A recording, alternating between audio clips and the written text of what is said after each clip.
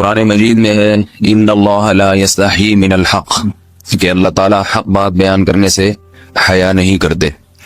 حدیث میں بھی بعض ایسے مسائل کو اللہ کے رسول نے بیان کیا ہے صلی اللہ علیہ وسلم نے جو بظاہر حیا کے خلاف ہیں، مگر اس لیے بیان کیا کہ اگر آپ صلی اللہ علیہ وسلم بیان نہ کرتے تو لوگ ان بے شرمی کے کاموں میں مبتلا ہو جاتے۔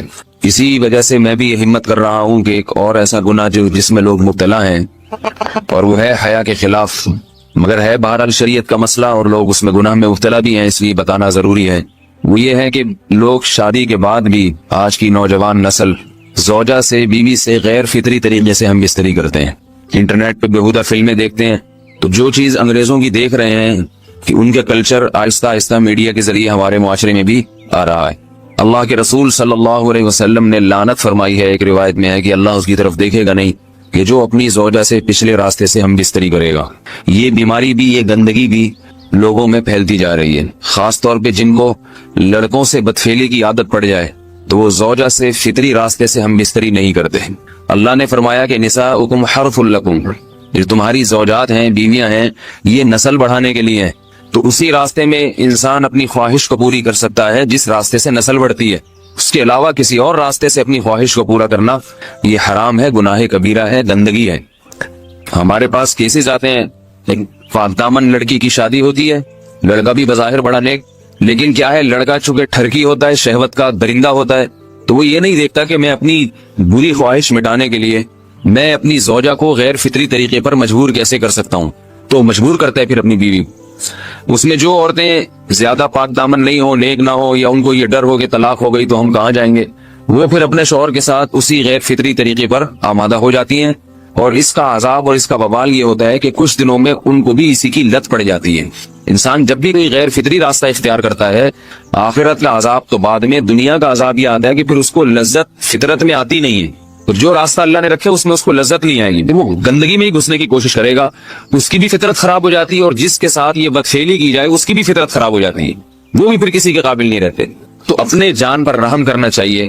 ہم انسان ہیں، ہم درندے نہیں ہیں، ہم گھوڑے نہیں ہیں، ہم گدھے نہیں ہیں، ہم جانور نہیں ہیں، ہم انگریز نہیں ہیں۔ انگریز نے تو حیا اور شرم کی تمام حدود کو توڑ دیا ہے، وہ تو درندے بن چکے ہیں۔ ہم تو درندے نہیں ہیں، ہم تو حلال کھاتے ہیں، پاک صاف رہنے کی کوشش کرتے ہیں، تو ہم ان کی جو کلچر دیکھ کے ہم ویسے درندے بننے کی کوشش کیوں کریں؟ تو یہ بہت بڑا وبال ہے، بہت بڑی برائی ہے جو ہمارے معاشرے میں آہستہ آہستہ جڑ پکڑتی جا رہی ہے، اور اس سے بیماریاں بھی پھیلتی ہیں۔ غیر فطری طریقہ ہے، بیماریاں بھی پھیلتی۔ ایسے کیسز آتے ہیں کہ جناب وہ مرد مجبور کر رہا ہے بیوی کو، اور وہ بیوی جو ہے ساتھ نہیں دیتی تو پھر اس کو طلاق کی دھمکیاں دیتے ہیں، ایسے کیسز بھی آتے ہیں۔ اور یہ بھی آتا ہے کہ مرد جب اپنی بیوی کو غیر فطری طریقے پر مجبور کرتا ہے، بیوی آمادہ نہیں ہوتی، تو مرد پھر یہ دھمکی دیتا ہے کہ بھائی میری خواہش تو تم سے پوری ہوتی نہیں ہے، پھر میں دوسروں کے پاس جاؤں گا۔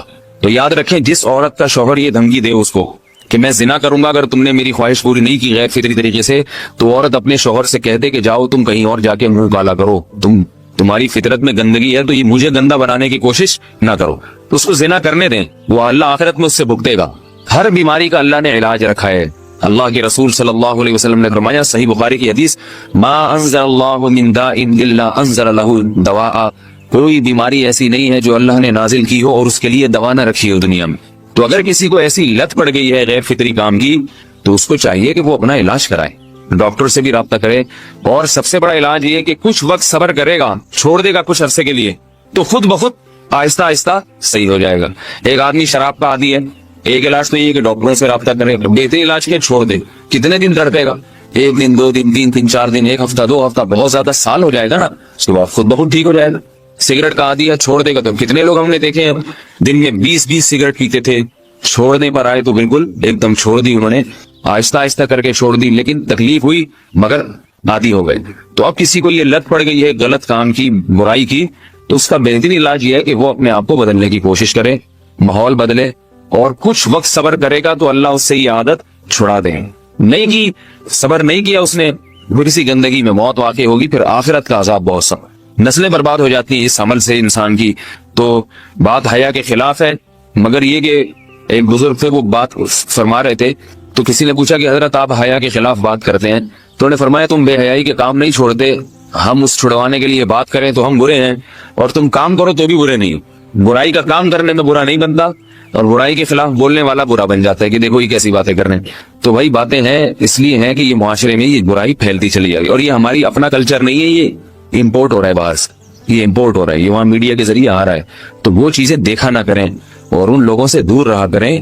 ہمیں تو دین کا داعی ہو کے ان کو ہدایت پر لانا تھا, بجائے ہم ہدایت پہ چل کے دوسروں کو چلانے والے بن کے ان کے راستے پہ ہم نے چلنا شروع کر دیا. اللہ تعالیٰ ہمیں اب دیکھیں ان کے یہاں ایڈز کا مرض پھیل گیا ہے. آپ بتائیے یہ ایڈز کا مرض ہمارا ہے کیا؟ یہ بیماری ہماری ہے یا ان کی ہے؟ ہمارے یہاں بیماریاں ہیں, کھانسی ہے, نزلہ ہے, ٹھیک ہے نا, بلڈ پریشر ہے, شوگر ہے, یہ بیماریاں ہماری ہیں. کوئی اللہ کا شکر ہے گندی بیماری ہمارے یہاں نہیں ہے. جتنی گندگیاں ہیں وہاں سے آ رہی ہیں. ایڈز کا مرض وہاں سے امپورٹ ہوا ہے. وہ ایڈز کا مرض اسی بدفعلی کی وجہ سے پیدا ہوتا ہے, اسی سے جراثیم پیدا ہوتے ہیں, اور اتنا خطرناک مرض کے ایسے متعدی ایسے پھیلتا ہی. افغانستان میں ایڈز کا ریشو 0 تھا, 0. وہ جانتے نہیں تھے کہ ایڈز کا مرض ہوتا کیا ہے. جب سے امریکن آرمی, برطانیہ آرمی افغانستان میں آئی ہے, فوجی آئے ہیں, افغانوں میں ایڈز کا مرض پھیل گیا ہے. انہوں نے وہاں بدفعلیاں شروع کر دی ہیں. تو وہ تو حالانکہ ان کے لیے زنا کتنا سستا ہے نا ان کے لیے زنا, پھر بھی وہ لڑکوں کی طرف مائل ہوتے ہیں.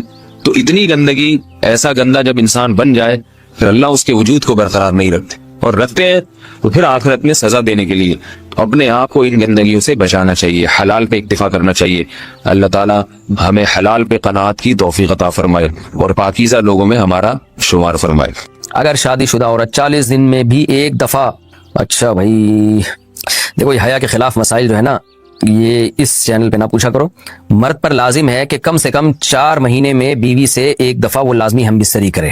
تو اگر وہ 4 مہینے میں ایک دفعہ بھی نہیں کرتا تو پھر جو ہے وہ دیانتاً ذمہ دار ہوگا. اس بات کا خطرہ ہے کہ وہ گناہ گار ہو, کیونکہ حضرت عمر رضی اللہ تعالیٰ عنہ نے قانون بنایا تھا کہ 4 مہینے سے زیادہ کوئی بیوی سے دور نہ رہے. تو کم سے کم اتنا ہے لازمی.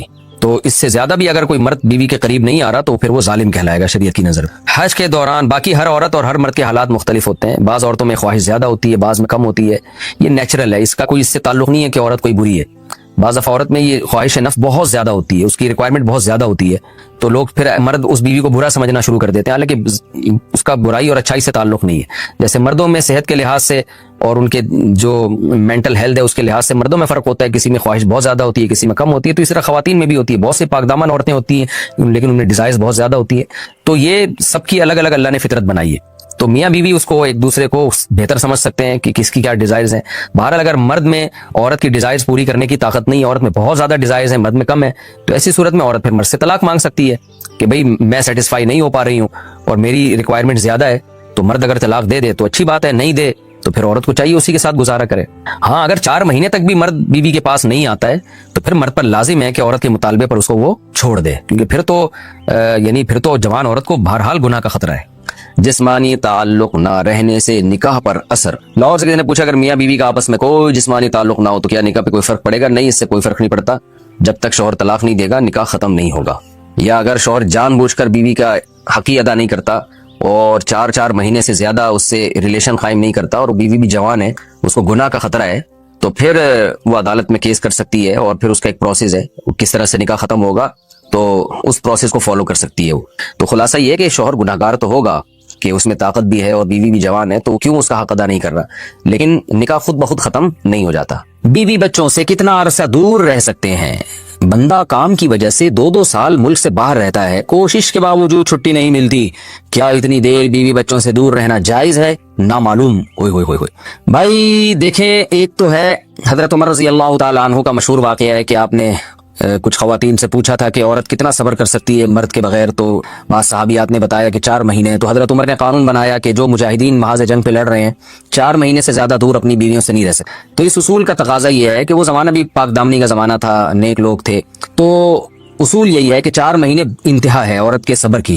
تو ایک نارمل عورت کے لیے اس سے زیادہ صبر کرنا مشکل ہوتا ہے, تو اس لیے بہتر یہی ہے, قانون یہی ہے کہ 4 مہینے سے زیادہ دور نہیں رہنا چاہیے. اور قرآن نے بھی یہ حکم دیا ہے کہ اگر کوئی قسم اٹھا لے کہ بیوی کے پاس نہیں جائے گا, قسم اٹھا لے, ایسا ہی نہیں بلکہ قسم اٹھا کے, تو پھر 4 مہینے میں طلاق واقع ہو جاتی ہے. بعض فقہاء کے نزدیک عورت کو طلاق کا اختیار ہو جاتا ہے عدالت کے ذریعے, بعض کے نزدیک ہو جاتی ہے طلاق. تو اس سے بھی پتہ چلتا ہے, قرآن سے بھی اشارہ ملتا ہے کہ 4 مہینے جو ہے یہ ایک انتہائی مدت ہے ایک نارمل عورت کے لیے. تو اس زمانے میں تو اس کی اہمیت اور زیادہ بڑھ گئی ہے. وجہ اس کی ہے کہ بے حیائی، موبائل، انٹرنیٹ پر بےہودہ چیزیں، یہ سب چیزیں انسان کی شہوت کو بڑھاتی ہیں، مرد کی بھی اور عورت کی بھی. تو اس لیے بھائی میں تو آپ کو مشورہ نہیں دے سکتا کہ آپ 2 سال بیوی سے دور رہیں. میں بدگمان نہیں ہو رہا، بہت سے لوگ 4 سال دور رہتے ہیں، ان کی بیویاں بھی پاک دامنی کے ساتھ زندگی گزارتی ہیں، خود بھی بڑے نیک شریف بن کے زندگی گزارتے ہیں. بہت سے ایسے لوگ الحمدللہ ہمارے معاشرے میں ہیں.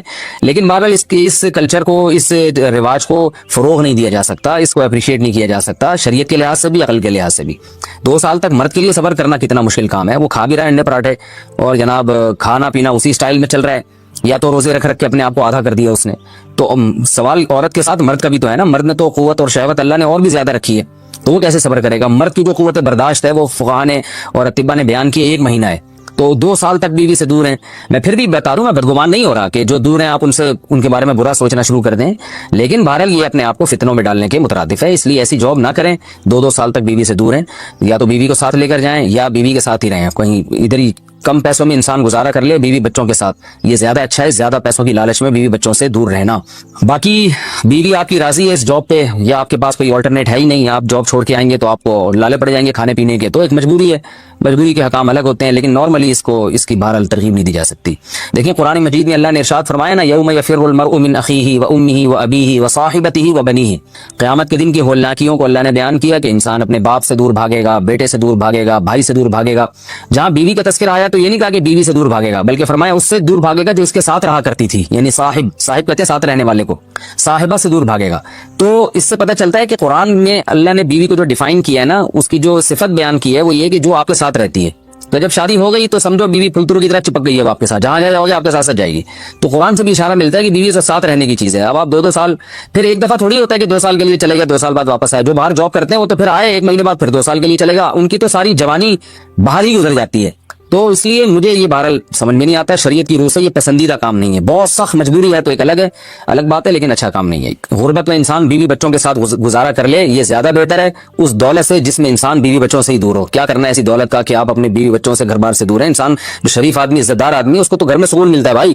عورت کا شوہر کے بغیر سسرال میں رہنا. اگر شوہر کام کے لیے گھر سے دور ہو، بیوی سسرال میں شوہر کے بغیر رہتی ہو، پردے کا کوئی لحاظ نہیں ہے، اس صورت میں بیوی کے لیے کیا حکم ہے؟ شوہر کے ساتھ رہے یا سسرال میں؟ اگر شوہر ساتھ نہیں رکھتا بلکہ اپنے گھر والوں کے ساتھ رہنے پر مجبور کرے تو بیوی کیا کرے؟ طارق صاحب اسلام آباد سے. دیکھیں شوہر اگر جاب کے لیے گیا ہے 8 مہینے 1 سال بعد گھر آتا ہے، تو اصل مسئلہ تو یہ ہے کہ جہاں شوہر رہے گا بیوی وہیں رہے گی. شوہر کو چاہیے کہیں بھی گیا ہے اتنے لمبے سفر کے لیے تو بیوی کو ساتھ لے کے جائے. اس پر میں کئی بار دلائل دے چکا ہوں، قرآن سے بھی حدیث سے بھی. ان دلائل کو میں ریپیٹ نہیں کروں گا. اس میں شوہر کو بھی فائدہ ہے، بیوی کا بھی فائدہ ہے. گناہ سے دونوں بچیں گے، فتنے کا اندیشہ کم ہوگا. اتنے عرصے اس دور میں بیوی سے دور رہنے میں انسان میں خطرہ ہوتا ہے کہ گناہ میں مبتلا نہ ہو جائے. اور پھر بیوی کے ساتھ ایک نوعیت کی ظلم اور زیادتی بھی ہے کہ آپ 8 9 مہینے اس کو چھوڑ کے چلے جاتے ہیں، تو یہ یعنی اس کی بیچاری کی بھی تو جوانی ساری برباد ہو جاتی ہے، پوری شوہر کے بغیر جوانی گزرتی ہے. تو اس لیے اصل حکم تو یہی ہے، شوہر جہاں رہے گا بیوی اس کے ساتھ رہے گی. لیکن بعض غریب لوگ ہوتے ہیں، ان کے پاس وسائل نہیں ہوتے، سعودی عرب میں مزدوری کی جاب کر رہا ہے، وہ بیوی کو ساتھ رکھ نہیں سکتا. اگر رکھے گا تو خرچے اتنے بڑھ جائیں گے کہ وہ کمائے گا کیا. پھر بعض لوگ مجبور ہوتے ہیں، دبئی میں رہ رہے ہیں، کہہ رہے فلیٹوں کا کرایہ اتنا ہے، بیوی کو یہاں رکھا تو بھائی ہم بچے گا ہی کچھ نہیں ہمارے لیے. تو ایسی شدید مجبوری میں پھر میاں بیوی کمپرومائز کر سکتے ہیں، بھائی میں مجبور ہوں، کمانے کے لیے جا رہا ہوں، تمہیں بھی پتا ہے میں اگر یہاں رہوں گا تو وہی کھانے کے لالے پڑیں گے، تم ہی مجھے تنگ کرو گی پھر. تو ایسی صورت میں پھر بیوی سسرال میں رہے یا میکے میں رہے. تو اصول تو یہ ہے کہ جہاں شوہر چاہتا ہے وہاں رہے. اصولی بات تو یہ ہے، کیونکہ جب رخصت ہو کے آ گئی ہے وہ سسرال کی امانت ہے نا. ہر آدمی چاہتا ہے کہ بھئی میری بیوی میرے والدین کے ساتھ رہے، یہی ہمارا کلچر ہے، اور شریعت میں اس کے ناجائز ہونے کی کوئی دلیل بھی نہیں ہے. اور میاں بیوی کے بہت سے معاملات عرف متعین کرتا ہے. تو ہمارے عرف میں یہی ہوتا ہے کہ بیوی پھر سسرال میں رہتی ہے، رخصت ہو کے آ گئی ہے وہ. تو اس میں اصل حکم تو یہی ہے کہ شوہر جہاں چاہ رہا ہے وہاں رہے. اگر شوہر چاہ رہا ہے کہ میرے ماں باپ کے ساتھ رہو تو پھر عورت کو جائز چیزوں میں شوہر کی اطاعت اس پر لازم ہے. اس کو چاہیے کہ وہ شوہر کے وہاں رہے جہاں اس کے ماں باپ ہیں. لیکن اگر واقعی سسرال میں اس پر ظلم ہو رہا ہے، بہت زیادہ بے پردگی ہو رہی ہے احتیاط کے باوجود، یا خدا نخواستہ جوان دیور ہے، خطرہ ہے خدا نخواستہ. عام طور پہ ہمارے معاشرے میں ایسا خطرہ ہوتا نہیں ہے، خیر الحمدللہ غالب ہے، لیکن بعض دفعہ خطرہ بھی ہوتا ہے. دیور جوان ہے، خطرہ ہے، جوائنٹ فیملی ہے، تو پھر عورت سسرال میں نہیں رہے گی، پھر وہ شوہر کی غیر موجودگی میں اپنے والدین کے گھر رہے گی. پھر ایسی صورت میں شوہر کو بھی چاہیے کہ وہ بیوی کو فورس نہ کرے، اپنے دیوروں کے ساتھ رہنے پر مجبور نہ کرے. اس میں فتنے کا اندیشہ بہت زیادہ ہے. نبی صلی اللہ علیہ وسلم نے فرمایا الحم وہ موت، یعنی موت کی طرح دیور کو قرار دیا گیا ہے احتیاط کے معاملے میں. تو میں دیوروں پہ بدگمانی نہیں کر رہا کہ بہت سے دیور بھی بیان سن رہے ہوتے ہیں، وہ کہتے ہیں یار ہمیں یہ بنا کے پیش کر دیا، ہم تو بہت اچھے ہیں. آپ کے علاوہ کی بات کر رہا ہوں، جو میرا اس وقت چینل دیکھ رہے ہیں ان کے علاوہ کی بات کر رہا ہوں. لیکن بہرحال احتیاط ضروری ہے. और शौहर दूर हो, जवान भाभी हो घर में और देवर भी हो, तो अल्हम्दुलिल्लाह हमारे मुआशरे में खैर गालिब है। लेकिन कहीं भी फितने का अंदेशा होगा तो वहां पर फिर औरत अपने वालिदैन के साथ रहेगी। घर को तबाह करना हो उसका तरीका भी मैं आपको बताता हूँ, बेहतरीन पैकेज है मेरे पास। घर को तबाह करना हो मैं बताता हूँ, आप इसके बाद तलाक एसोसिएशन खोल सकते हैं। आप घर को तबाह करना हो तो भी इस्लाह का लेबल लगाया जाए। अल्लाह ने घर को सीधा रखने के लिए एक उसूल बता दिया, वो अल्लाह वाला उसूल हमें समझ में नहीं आ रहा। अल्लाह ने कहा ये जो मियाँ है, जिसको मियाँ कहा जाता है, ये कमबख्त, जैसे मुल्क का एक सरबरा होता है, वो अच्छा हो बुरा हो आपने इताअत किसकी करनी है?